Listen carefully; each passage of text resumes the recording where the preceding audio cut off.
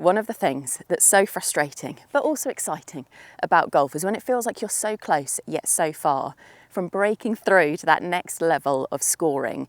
In this video, I want to focus on breaking 90. So if you're on the cusp of breaking 90, but feel like there's a hole or two where things just slip away and you find yourself so close, yet so far, I hope the strategies that I'm going to share with you will help. And these are strategies that I've used to break 90 consistently, break 85 consistently, and now that I'm using and really putting into practice on my quest to break 80 consistently. The first is when in trouble, don't make double. This is a mantra as well as a strategy that has helped me a lot when it comes to scoring. And funny enough, yesterday I played in my latest qualifying comp here for my handicap, and we've had a little handicap cut down to 7.3 because I played my best round so far and I only had one double because this was the mantra. I found myself in trouble on quite a few holes, especially the par threes. And the mantra that I came back to every time was when in trouble, don't make double.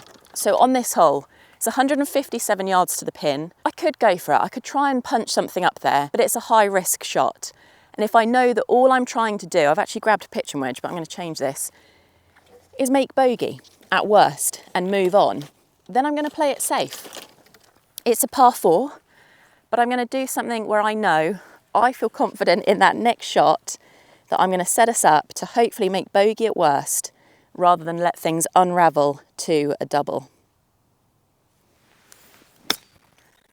So we're just going out sideways. We know we're not going to have a long shot next, and we're really practicing that saying, that mantra, that strategy.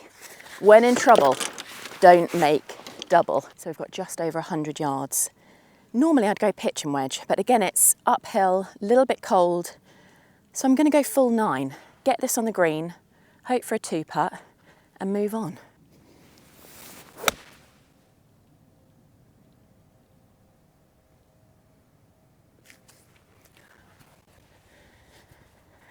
So we've got a chance here, and this is what I love about this strategy. As simple as it might seem, it's especially key when I think either like here, we're starting on the first, and this can be a hole that I can just not get off to a great start with, purely maybe nerves, maybe just expectation, even if it's subconscious.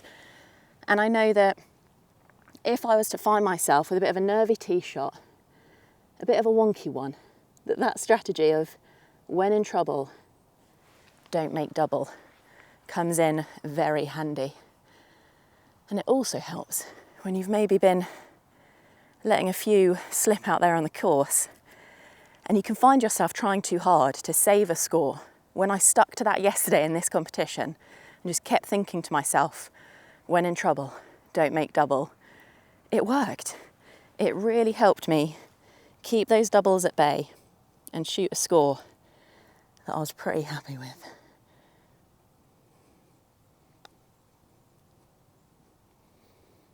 Oh gosh, it's quite a slow one, but we're safe. The next strategy is to take the toughest shot out of play by choosing a club that you know is going to carry the trouble. Here we've got greenside bunkers, so I'm choosing a club that I know is going to take that trouble, those bunkers, out of play. And no matter where the pin is on this hole, that is my strategy. Okay, so we missed it to here, which again my thinking was just to take the trouble out of play, to take the shot that I don't want, which is out the bunker, out of play. So I went for my 6-iron rather than my 7, knowing that, again, even though it's a back pin, so it would have been the right club anyway, even if it was a front pin, I'd rather be here than in a bunker.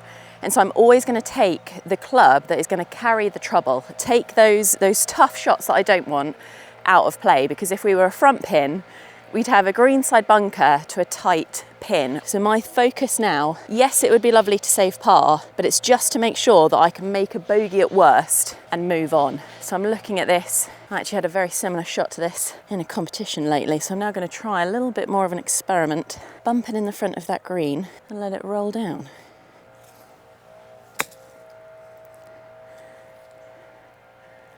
Go on, go on.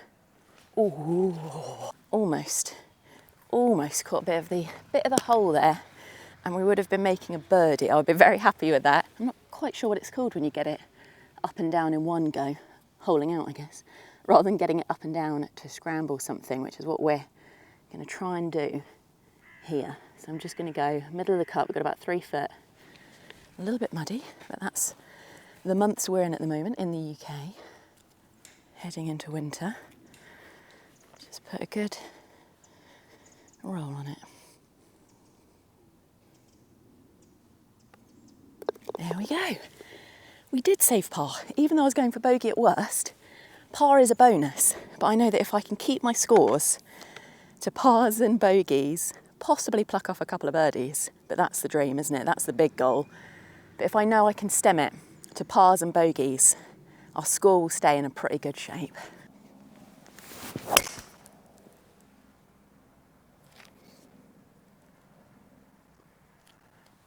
So we've got 197 to the left green side bunker.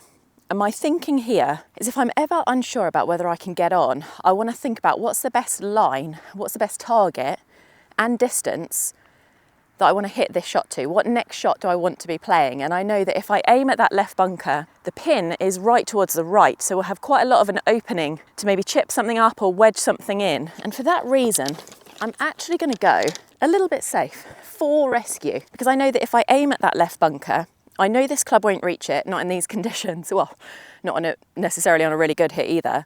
Uphill, cold. I'm thinking about that next shot. What shot do I want to be playing next into the green on this par 5? And I know that I've got a good entry because the pin's on the right. If I aim up the left, if I miss it in any way, we should still be okay.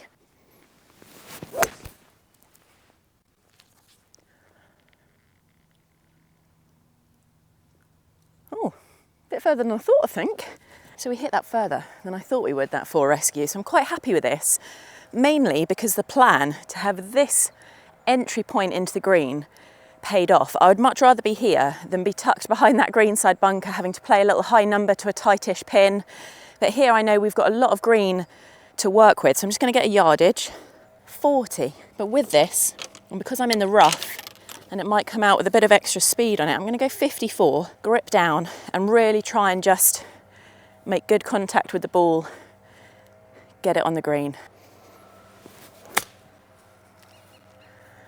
Maybe not that much run. Okay, wedges, we've got to get them dialed. We are giving ourselves some chances here, but we're not making the most with our wedges because we're not getting them close enough. That is on the to-do list, but we're on the green.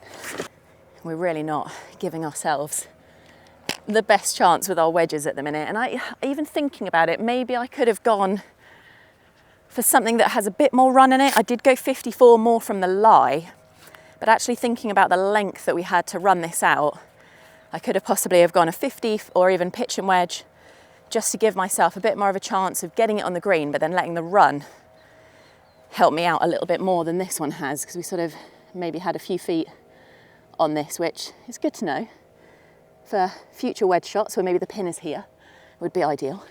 But when we've got quite a lengthy one now, we'd like to be a little bit closer, but you know, I can't complain. Par 5, and we're on. So let's give this a good roll.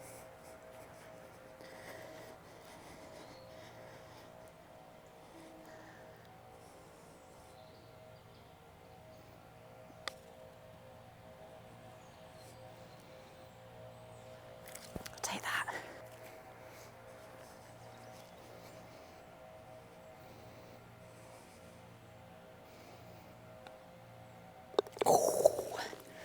Didn't quite give that good pace, but it's a 2-putt, it's a par. So those are my 3 strategies to help you break 90 consistently. When in trouble, don't make double. Take the toughest shot out of play from the get-go. And what's the shot that you would love to leave yourself with into the green? And I'd love to hear if you give them a go. Let me know in the comments below, and I'll see you there.